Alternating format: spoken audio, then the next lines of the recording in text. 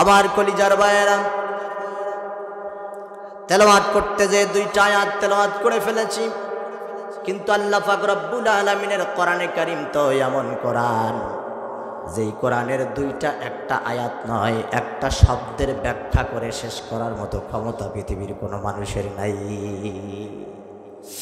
আল্লাহ পাক রব্বুল আলামিন দলিল দিচ্ছেন কোরআনের আয়াত দিয়ে। রব্বে কারীম বলেন, قُلْ لَوْ كَانَ الْبَحْرُ مِدَادًا لِكَلِمَاتِ رَبِّي لَنَفِدَ الْبَحْرُ قَبْلَ أَن تَنفَدَ كَلِمَاتُ رَبِّي وَلَوْ جِئْنَا بِمِثْلِهِ مَدَدًا। চিৎকার দিয়ে পড়েন আল্লাহু আকবার। একটা একটা করে কোরআন কারীমের আয়াত তেলাওয়াত করব, যখন কণ্ঠের সার শক্তি উজাড় করে দিয়ে আল্লাহু আকবার ধ্বনি দিবেন, তখন হার্টের দুর্বলতা, দুর্বল হার্টের মানুষ যারা আছেন তাদের হার্টটাকে সবল করে দিবেন একজন, তিনি কে? লিল্লাহি তাকবীর, লিল্লাহি তাকবীর। আল্লাহ আমাদের হার্টের প্রশান্তি, হার্টের সুস্থতা দান করুক, বলেন আমিন। আর জোরে বলেন আমিন। আমার কলিজার ভাইয়েরা, আল্লাহ রাব্বুল আলামিন বলেন, কুল, হাবিব আপনি বলেন, লাউ কানাল বাহরু মিদাদাল লিকালিমাতি রাব্বি, আমার রব যেই কালাম, যেই কালিমা, যেই বাণীগুলো আমি রাসূলের কাছে প্রেরণ করিয়েছেন, পাঠিয়েছেন, এই কালামগুলোর ব্যাখ্যা লেখার জন্য লাউ কানাল বাহর, সারা দুনিয়ার সাগর নদী, মহাসমুদ্র, সমুদ্র, খালবিল, নদী নালা, পুকুর পুষ্করণী, যেই পৃথিবীতে আল্লাহ পাক রব্বুল আলামিন 3টা ভাগের 1টা ভাগ শুধুমাত্র মাটি দিয়েছেন, বাকি 2টা ভাগ পানি দিয়েছেন, ঠিক কিনা?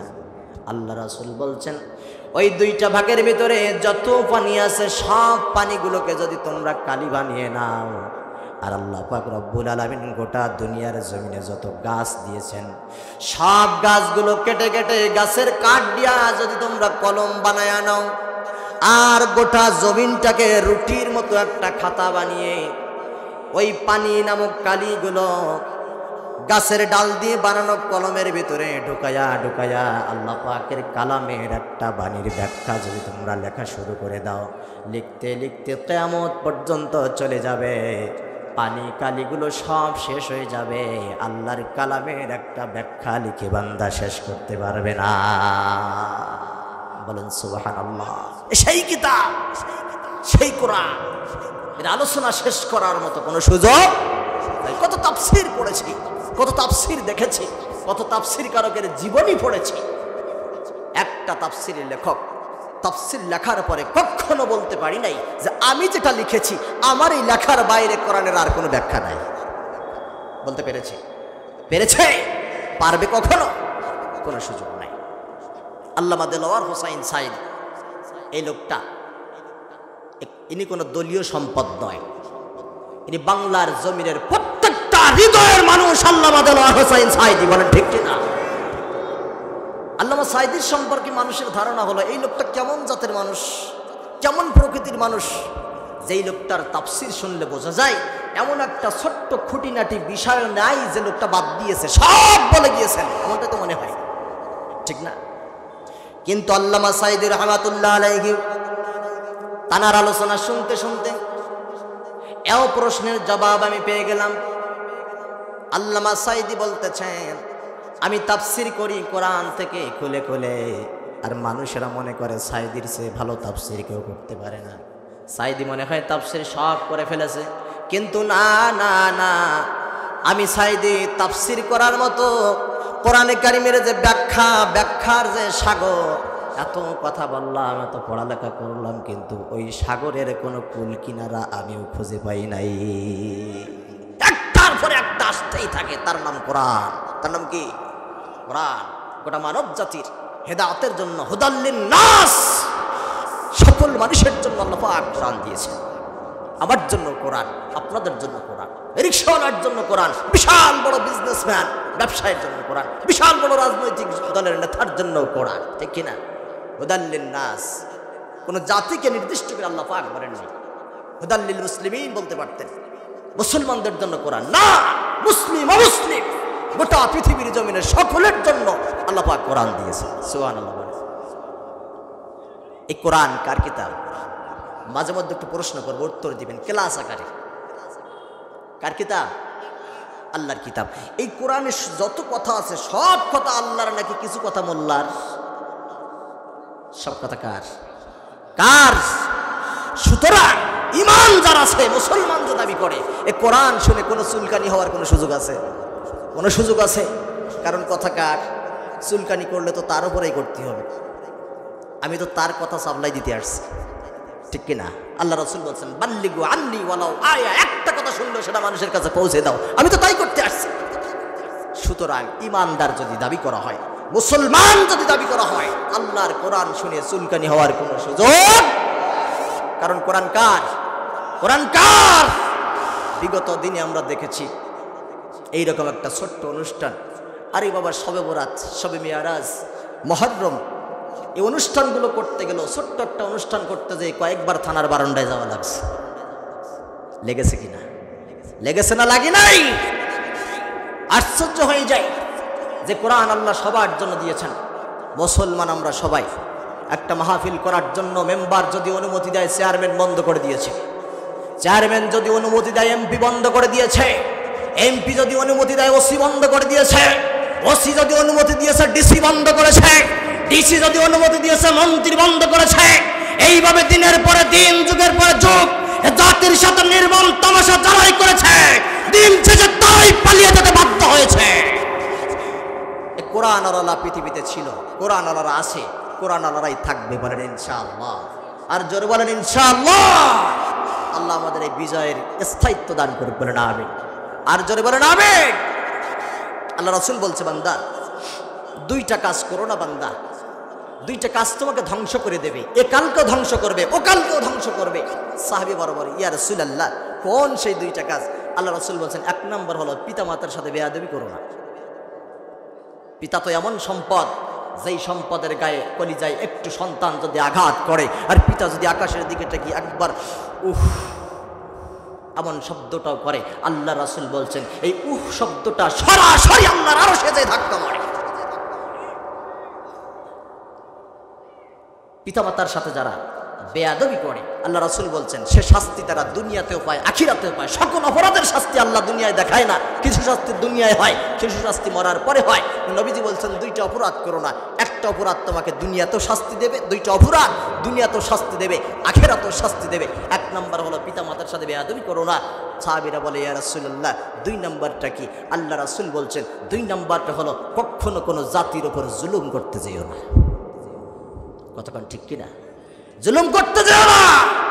জুলুমের পরিণতি অত্যন্ত ভয়াবহ। মানুষের উপর জুলুম করবা, একালে তোমার উপরে জুলুম আসবে, যেমনটা এসেছে। মরার পরে ফেরেশতারাও তোমার উপর জুলুম করবে। কথা ঠিক কিনা? কথা ঠিক কিনা? শুধু তাই নয়, জুলুম করার কারণে এমন নির্মম পরিণতি তোমার হবে, ইতিহাসের পাতায় লেখা থাকবে তোমার পরিণতির কথা।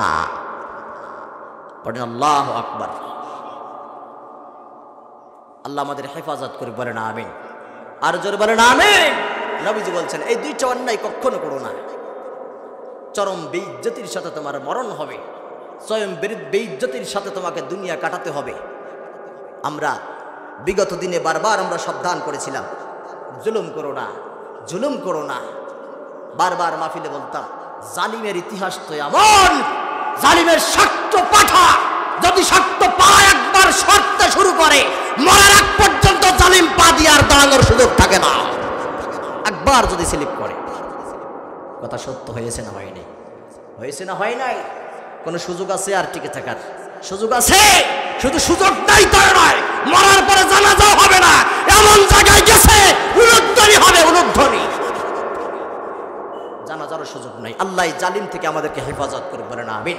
আমরা যেন মানুষের উপর জুলুম করে না বসি, এদের পরিণতি দেখে আমরা শিক্ষা নিয়ে আমরা ফিরে আসি, এই অপরাধ থেকে আল্লাহ আমাদেরকে বাঁচিয়ে দিক, বলেন আমিন। আর জোরে বলেন আমিন। কষ্ট হচ্ছে আপনাদের? কষ্ট হচ্ছে? আলহামদুলিল্লাহ বলেন। আমার কলিজার ভাইয়েরা, আসুন আলোচনায় চলে যাই। সূরাতুল আনকাবুত মনে আছে তো? আনকাবুতের সূরাটার লম্বা ব্যাখ্যা আছে। আমি বিস্তারিত ব্যাখ্যা দিতে গেলে আয়াতের আলোচনায় যেতে পারবো না, এজন্য আয়াত যেটা পড়েছি তার উপরে কিছু কথা বলবো ইনশাআল্লাহ। মুসলমান ভাইরা আমার, আল্লাহ রাব্বুল আলামিন বলছেন আহসাবুন নাস, ও মানুষ তোমরা কি মনে করেছো? আল্লাহর কথা শুরু দেখেন, মানুষ তোমরা কি মনে করেছো? আইয়াতুরুকু আইয়াকুলু আমান্না, তোমরা শুধু মুখে বলবা আমরা ঈমান এনেছি, শুধু মুখে বলবা আমরা ঈমান এনেছি। ওহুম লা ইফতানুন, আর আমি তোমাদেরকে জান্নাত দিয়ে দেব, আমি পরীক্ষা করব না। আল্লাহ বলছেন তোমরা যে বলবা আমি ঈমান এনেছি, তোমরা এই ঈমান এনেছি সাক্ষ্যটা দেওয়ার সাথে সাথে আমি আল্লাহ তোমাদেরকে ছেড়ে দেব? ছেড়ে দিয়ে কি তোমাদের জান্নাতে দেব? আসলে কি ঈমানদার নাকি বেঈমান হয়ে গেছো, এই ঈমানের পরীক্ষা আমি করব না? কার কথা? কার কথা? আল্লাহ পাক যে জান্নাত দিবেন আমাদেরকে, এই জান্নাত কি কম দামি সম্পদ নাকি দামি সম্পদ? সবাই বলেন না কেন, কম না বেশি? বেশি দামি সম্পদ। এখন বেশি দামি সম্পদ নিতে গেলে যাচাই বাছাই একটু বেশি করা হয়, ঠিক কিনা? দামি সম্পদ নিতে গেলে যাচাই বাছাই একটু বেশি করা হয়, কারণ দামি যেটা সেইটার নকল হয় বেশি, কম দামেটার নকল কেউ করতে চায় না। আমাদের সমাজে, আমাদের দেশে 2 টাকা 1 টাকাটা ছিল, এখন দেখা যায় না। 2 টাকার নোট থেকে শুরু করে 1000 টাকা পর্যন্ত নোট আছে না? আচ্ছা 2 টাকার নোট কখনো জাল পাইছেন? কে পাইছেন যে 2 টাকার নোট জাল পাইছেন? কেন? এত কম দামের সম্পদ কেউ নকল করতে চায় না, বেশি লাভ এটা তো হয় না। 500 টাকার নকল হয় কি হয় না? 1000 টাকার নকল হয় কি হয় না? শুধু নকল হয় তাই নয়, 2 টাকার নোট 5 টাকার নোট মানুষের হাতে যখন আসে, কানা ছাড়া মাঝখানে ছাড়া ছাপাগুলো নষ্ট হয়ে যাওয়ার মতো হয়েছে। 5 টাকার নোটটা হাতে নিলেও মানুষ পকেটে ঢুকিয়ে দেয়, বেশি দেখতে চায় না, কারণ ওটা নকল হয় না। কিন্তু আপনি যদি 500 টাকার নোট কারো কাছ থেকে নেওয়া হয়, 100 টাকার নোট কারো কাছ থেকে নেওয়া হয়, আমি এমনও দেখেছি 2 পাশে ধরে সূর্যের আলো তো ধরে বুঝতে পারে না, সর্বশেষ পর্যন্ত হাতের মধ্যে নিয়ে একটা চাপ দিয়ে ছেড়ে দিছে, ঠিক কিনা? আমি বললাম ভাই এটা কি করলেন? কয় হুজুর এই যে টাকাটা আমি হাতের মধ্যে নিয়ে নতুন টাকা চাপ দিয়ে ছেড়ে দিলাম, যদি এটা জাল টাকা হয় তাহলে এটা আর খেলবে না, জায়গায় যেভাবে ছাড়ছি ওইভাবেই থাকবে। এক পানালারে দেখলাম 1000 টাকার নোট 500 টাকার নোট নিয়া নতুন চকচকে টাকা বারবার ধরে ধরে দেখতেছে। সর্বশেষ দেখার পরও সিদ্ধান্ত যখন নিতে না পারলো, পানালার পাশে সবসময় পানির পাত্র থাকে কি থাকে না? পানি ছিটানোর জন্য পানি দরকার। এক পর্যায়ে লোকটা বুঝতে না পারে পানির পাত্রে 1000 টাকার নোটটা সাথে সাথে ডুবাই দিছে, ডুবাই দিয়ে উঠায় আবার ঝাড়া মারে। আমি বললাম ভাই এটা কি করলি? কয় হুজুর জাল টাকা কি আসল টাকা এটা বুঝতে পারতেছিলাম না, এজন্য পানিতে দিলাম, দেওয়ার পরে টাকাটা একটু ভারী হয়ে গেছে, একটা ঝাড়া দিলাম। যদি জাল টাকা হইতো হাতের অংশ হাতে থাকতো, বাকিটা ছিটকে পড়ে যেত। যাচাই বাছাই আছে না নাই? ও ভাই 500 টাকার নোটের নকল হয়, 1000 টাকার নোটের নকল হয়, এজন্য বারবার মানুষ যাচাই বাছাই করে দেখতে চায়। আল্লাহর জান্নাতের মূল্য 1000 টাকা নাকি? সেই জান্নাত যে আল্লাহ দিবে খামাখা দিবে কিনা যাচাই বাছাই করবে। গণহারে জান্নাতে যাওয়ার কোনো সুযোগ নাই, যাচাই বাছাই পরীক্ষা নিরীক্ষা করার পরেই আপনাকে জান্নাত দিবে। তাই না স্বর্ণকারের দোকানে যাবেন, আরে সোনার দোকানদার তো এমন দোকানদার, সোনাওয়ালার তো এমন হয়, ছেলে বাবার বিশ্বাস করে না, বাবা ছেলের বিশ্বাস করে না, স্ত্রী স্বামীর বিশ্বাস করে না। স্বামী যদি স্বর্ণের দোকানদার, নিজের দোকান থেকে একটা চুড়ি বানাইয়া স্ত্রীর কাছে দেয়, স্ত্রীর মনটা তাতেও ভরে না, কারণ স্ত্রী মনে করে স্বামী আমারে বোঝানোর জন্য ওর ভিতরে ফাঁকি দিয়েছি। স্বর্ণকারের কাছে স্বর্ণ নিয়ে যাওয়ার পরে চোখে দেখে থাক ভালো আইডিয়া করতে পারে না, এজন্য বিভিন্ন কলা কৌশল করার পরে ঘষা দিয়ে স্বর্ণ কিনা বাহির করে তারপর স্বর্ণকার স্বর্ণ নেয়, ঠিক কিনা? কারণ এটা দামি সম্পদ, এটার নকল বেশি হয়। এজন্য দামি সম্পদ পাইতে গেলে যাচাই বাছাই ছাড়া পাওয়া যায় না। এলাকার ছোটখাটো কোনো চাকরি যেই চাকরি মানুষ করতে চায় না এমন চাকরিতে যাওয়ার লোকের অভাব নাই, যাচাই বাছাই বেশি হয় না, ভাইবারও দরকার হয় না, 8 পাশের একটা সার্টিফিকেট দিলে ওটা হয়ে যায়। কিন্তু আপনি যখন সচিবালয়ে চাকরি নিতে যাইবেন 8 পাশের কোনো সার্টিফিকেট কাজে লাগবে নাকি? হায়ার অ্যান্টিবায়োটিক ট্যাবলেট লাগবে, শুধু ট্যাবলেট নয়, হাজার হাজার উচ্চ শিক্ষিত মানুষ আবেদন করার পরে যাচাই বাছাই করে 2 জন নেয় 5 জন নেয়, ঠিক কিনা? কারণ চাকরিটার মূল্য আছে। আল্লাহ বলে আমার জান্নাতের মূল্য তো কম না, আমার জান্নাতের মূল্য অনেক বেশি রে বান্দা। এজন্য তুমি বলবা আমি ঈমান এনেছি, মানুষেরা তোমরা বলবা আমরা ঈমান এনেছি, বলার সাথে সাথে আমি আল্লাহ তোমাদেরকে জান্নাত দিয়ে দেবো, এমনটা নয়। আমার এই জান্নাতে আসতে গেলে যাচাই বাছাই আর পরীক্ষা দেওয়ার দরকার আছে না নাই? পরীক্ষায় যে পাস করতে পারবে আল্লাহ বলছে তোমার জন্য জান্নাতের বাগান আমি সাজাইয়া রেখে দেবো। বলেন সুবহানাল্লাহ। এখন আশ্চর্যজনক ব্যাপার হলো, পরীক্ষা নিবেন কে? নিবেন কে? কিসের পরীক্ষা নিবেন? ঈমানের। কিসের পরীক্ষা? ঈমানের পরীক্ষা নেবেন। ঈমানের যখন পরীক্ষা নেবেন এখন ঈমান তো থাকার দরকার, কারণ যার ঈমান নাই তার কোনো পরীক্ষাও নাই। যে ছাত্র না সারা বছর তার কোনো পরীক্ষাও হয় না, কথা ঠিক কিনা? এজন্য আগে ঈমানদার হওয়ার দরকার, ঈমান আছে কিনা সেটা দেখার দরকার। যদি আপনার ঈমান থাকে তারপরেই পরীক্ষা, যদি ঈমান না থাকে, ছাত্র না হলে পরীক্ষা হয় না, ঈমান না থাকলে আপনারও পরীক্ষা নাই, জান্নাতও নাই। কলিজার ভাইয়েরা আমার কথার উত্তর দিবেন। আমরা ঈমানের পরীক্ষা দেব। ঈমানটা হলো ক্লাসের নাম। কিসের নাম?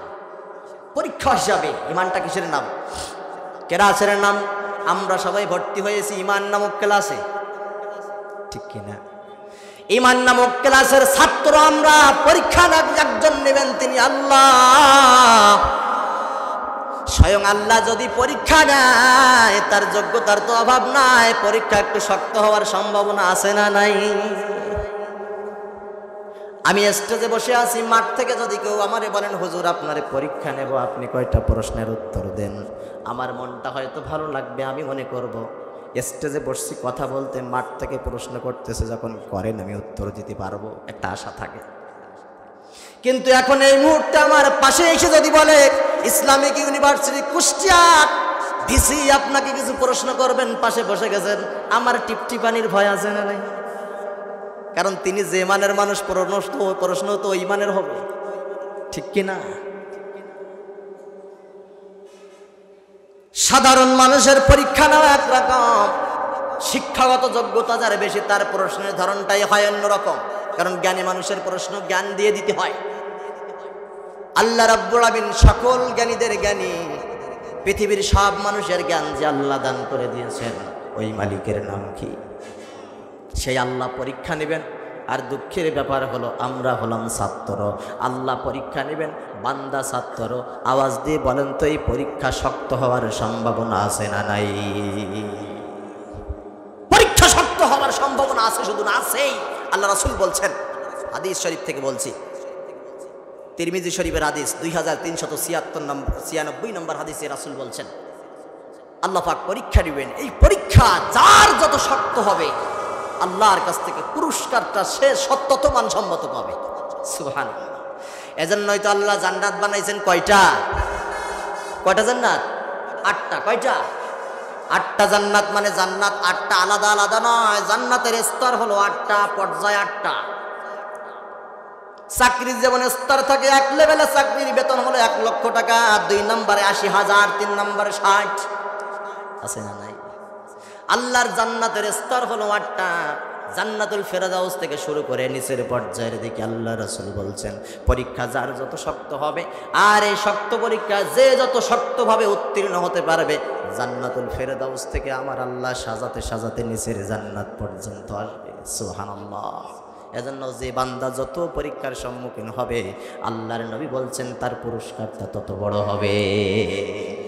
বলেন সুবহানাল্লাহ। এজন্য পরীক্ষা যদি জঘন্য হয়, পরীক্ষা যদি অতি শক্ত হয়, ধৈর্য হারা হওয়ার কোনো কারণ নাই। কারণ পরীক্ষা শক্ত হলে ধৈর্য ধারণ করে পরীক্ষায় টিকে থাকতে পারলে জান্নাতুল ফেরদাউস আছে না নাই? পরীক্ষা যত বড় হোক না, কোনো টেনশন করার কোনো কারণ নাই।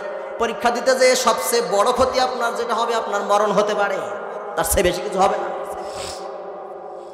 সবচেয়ে বড় পরীক্ষা যদি হয় আল্লাহর কোরআনের জন্য আপনি জীবন দিয়ে দিবেন, এর জন্য এর চেয়ে বড় পরীক্ষা আর আছে নাকি? এর চেয়ে বড় পরীক্ষা আর নাই। আল্লাহ রাব্বুল আলামিন ডাক দিয়ে বলে, বান্দারে আমার রাস্তায় লড়তে যে জীবন যদি চলে যায়, এই পরীক্ষায় ভীত হওয়ারও কারণ নাই। তোমার জীবন চলে যাওয়ার পরে এলাকার সমস্ত মানুষেরা বলবে, দেশের সব মানুষেরা বলবে লোকটা মারা গেছে, কিন্তু আমি আল্লাহ রাব্বুল আলামিন বলি, বান্দা তুমি মরো নাই, তোমাকে কবরের ভিতরেও আমি আল্লাহ বাঁচাইয়া রাখছি। সুবহানাল্লাহ। মর্যাদা দেবে শহীদের কিসের? সবাই বলেন।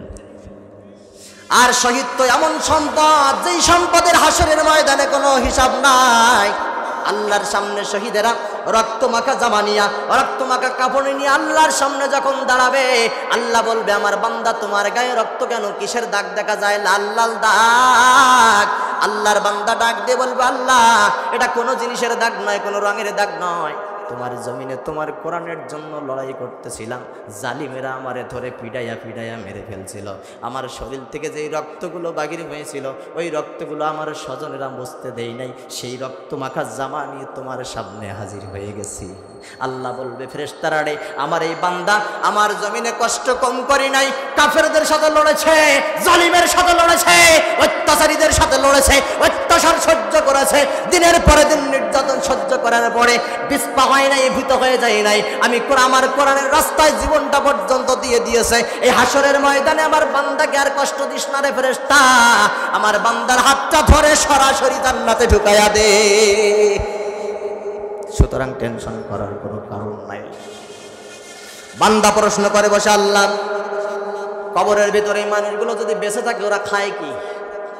জীবিত মানুষের জন্য খাবার দরকার আছে না নাই?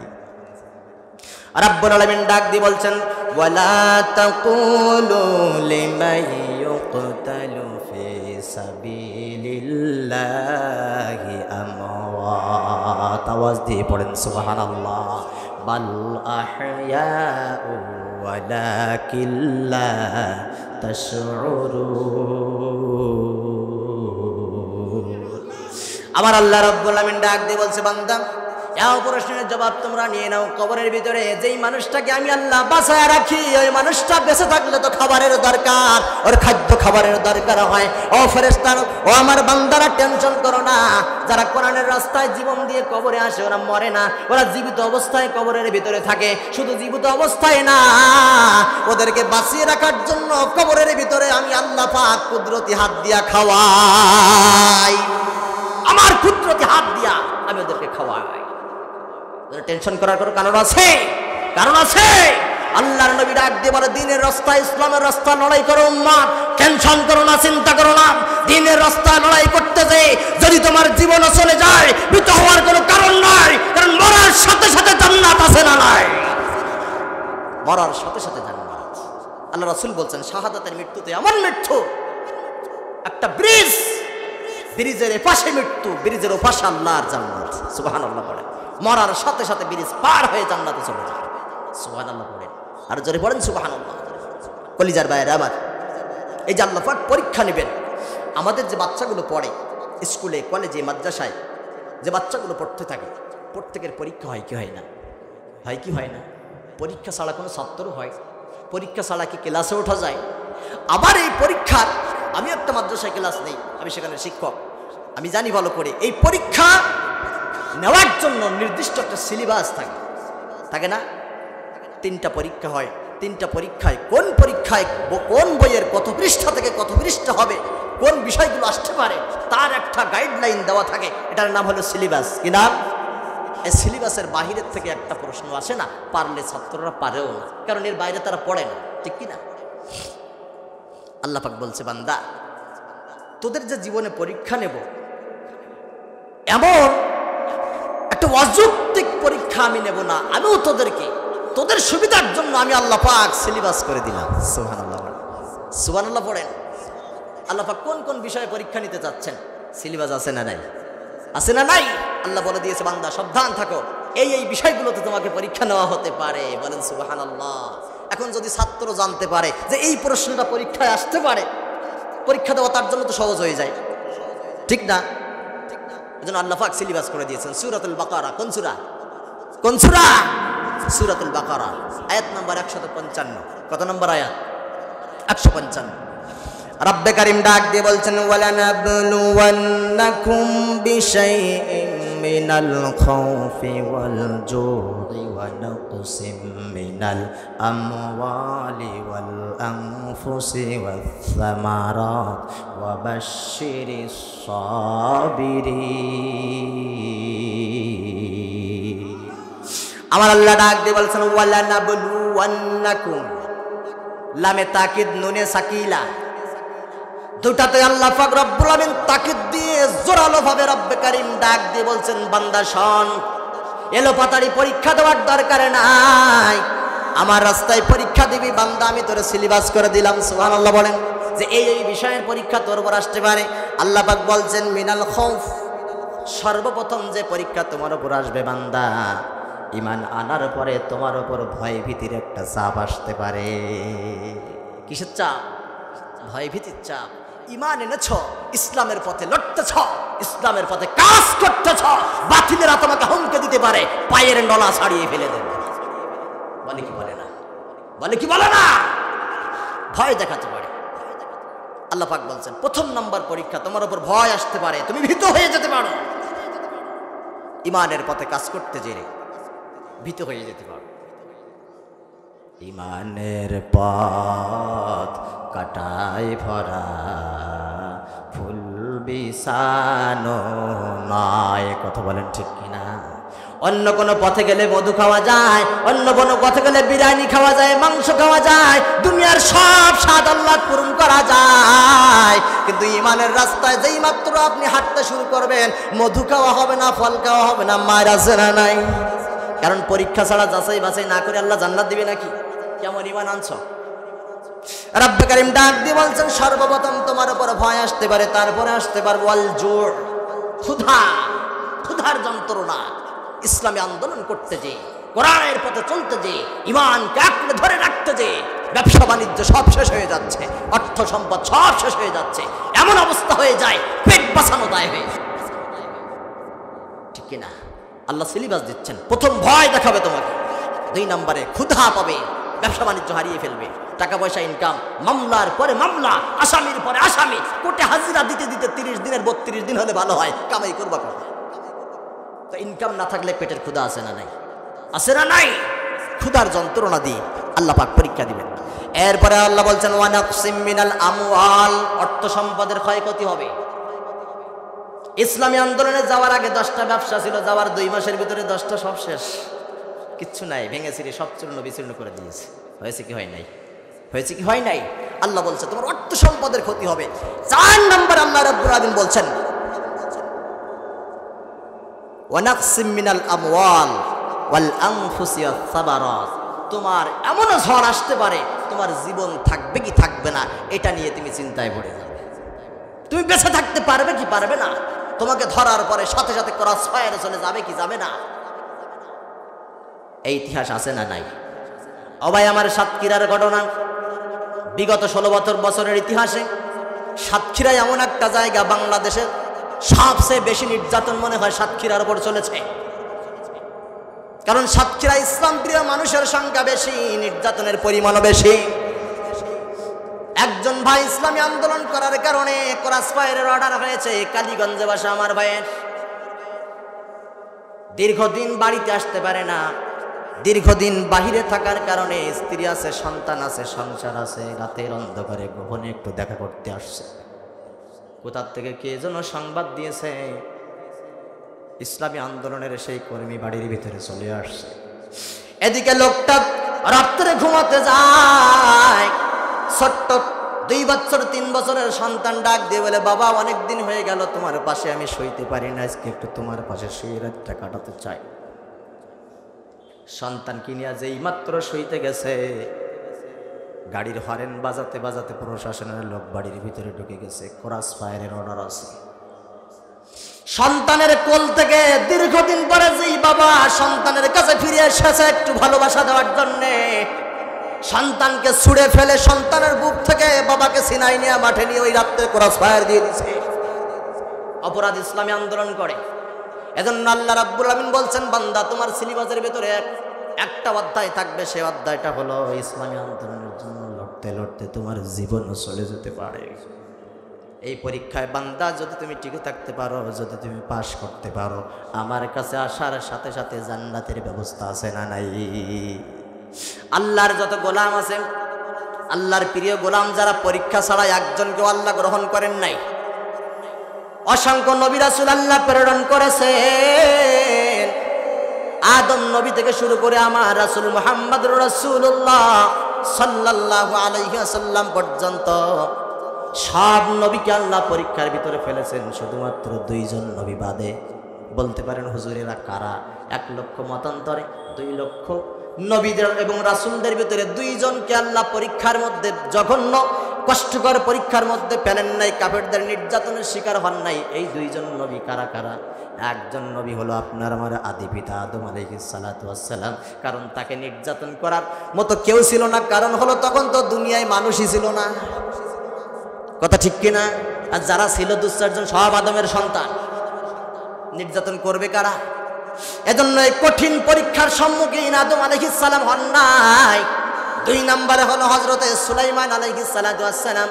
বাতিলের কাছে এত মার কখনো খান নাই, নির্যাতন স্বীকার করেন নাই। বলতে পারেন হুজুর কারণটা কি? তখন তো জামানায় মানুষের অভাব ছিল না। তার 1 নম্বর কারণ হলো সুলাইমান নবী এমন নবী, যেই নবীর কথায় জিনেরা ওঠে আর বসে, যেই নবীর কথা বনের পশুরা শোনে, হাতি শোনে, বাঘে শোনে, সিংহ শোনে, সব প্রাণী শোনে। যেই নবীর কথা, যেই নবীর অর্ডার বাতাস পর্যন্ত মানতে বাধ্য। আওয়াজ দিয়ে বলেন তো, জিনেরা যে নবীর কথা শোনে, বাঘে নবীর কথা শোনে, সিংহ নবীর কথা শোনে, ওই নবীর গায়ে কেটা হাত লাগাবে রাতে তার খবর আছে না নাই? এজন্য সুলাইমান নবীর গায়ে কেউ আঘাত করি নাই, কেউ হাত দেয় নাই। নির্যাতনের শিকার সুলাইমান নবী এর কারণে হয় নাই। বাকি সমস্ত নবী রাসূলদেরকে আল্লাহ ঝালাই করে করে তারপর কাছে করে নিয়েছে। তবে এই পরীক্ষা নিতে যে 2টা ধাপ আছে। একটা ধাপ হলো আল্লাহ রাব্বুল আলামিন পরীক্ষা নেবেন, সাথে সহযোগিতাও করবেন। 2 নম্বর ধাপ হলো আল্লাহ পরীক্ষা নেবেন, সহযোগিতা করবেন না, পরীক্ষার সাগরে আপনাকে ফেলায় রাখবেন। কয়টা ধাপ? হতাশ হওয়ার কোনো কারণ নাই। আল্লাহ রাব্বুল আলামিন ইব্রাহিম আলাইহিস সালাতু ওয়াস সালামকে পরীক্ষা করলেন। শুধু পরীক্ষা করলেন না, আল্লাহ রাব্বুল আলামিন ইব্রাহিম আলাইহিস সালাতু ওয়াস সালামকে অগ্নিকুণ্ডের ভিতরে ফেলেছেন না ফেলে নাই? যেই আগুনটা 4 মাইল উপর থেকে কোনো পাখি যদি উড়ে যায়, পাখির ডানায় গরমের তাপ লেগে ঝাঁপ করে আগুনের কুণ্ডলীর ভিতরে পড়ে যায়। 4 মাইল উপর থেকে পাখি উঠতে পারে না, এত তাপ। ইব্রাহিম আলাইহিস সালামের কোনো ক্ষতি হয়েছে নাকি? কোনো ক্ষতি হয়েছে? একটা পশমেরও ক্ষতি হয় না। এই কারণ কি? আল্লাহ রাব্বুল আমিনের বান্দাকে ইব্রাহিম আলাইহিস সালামকে যখন আগুনে ফেলার জন্য তৈরি করা হচ্ছে, প্রস্তুত করা হচ্ছে, জিবরাইল ফেরেশতার আগমন হলো। জিবরাইল আলাইহিস সালাতু ওয়াস সালাম আসলেন আর ডাক দিয়ে বললেন, ওগো আল্লাহর পয়গম্বর, এখনো সময় আছে, আমাদেরকে বলেন আমরা সাহায্য করব নাকি? ইমানের তেজ, ইমানের জজবা এত বেশি ছিল। আল্লাহর পয়গম্বর খলিলুল্লাহ ইব্রাহিম আলাইহিস সালাতু ওয়াস সালাম জবান খুলে ফেরেশতাকে জানিয়ে দিলেন, ও ফেরেশতা, তুমি সাহায্য করার কে? তোমার কাছে সাহায্য চাওয়ার তো কোনো যুক্তি আসে না। কারণ যেই মালিকের ইবাদত বন্দেগী করার জন্য আমাকে আগুনের ভিতরে পড়তে হচ্ছে, ওই মালিককে আমার বর্তমান অবস্থা দেখে না। আল্লাহ কি দেখে না? তুমি সাহায্য করার কে? সুতরাং তোমার কাছে সাহায্য চাই না। যে আল্লাহর পথে লক্ষ্য যে আমি জীবন দিতে যাচ্ছি, ওই আল্লাহ কি আমরা দেখে না? আল্লাহ কি সাহায্য করতে পারে না? আল্লাহ বড় খুশি হয়ে গেলেন, ইব্রাহিম রে কি কথা বললি তুই? তোর ইমানের পরীক্ষা নিতে চেয়েছিলাম, কিন্তু পরীক্ষা নেওয়া আমার শেষ হয়ে গেছে আগুনের ভিতরে যাওয়ার আগে। আল্লাহু আকবার। ইব্রাহিমকে আগুনের ভিতরে ফেলবে। আল্লাহ রাব্বুল আমিন আগুনকে ডাক দিয়ে বললেন, আগুন রে, আওয়াজ দিয়ে বলেন তো আগুন কথা শোনে কার? আর জোরে বলেন কার? আগুনের তেজ আছে না নাই? আল্লাহ ডাক দিয়ে বলেন, কুলনা ইয়া নারু কুনি বারদাও ওয়া সালামান আলা ইব্রাহিম।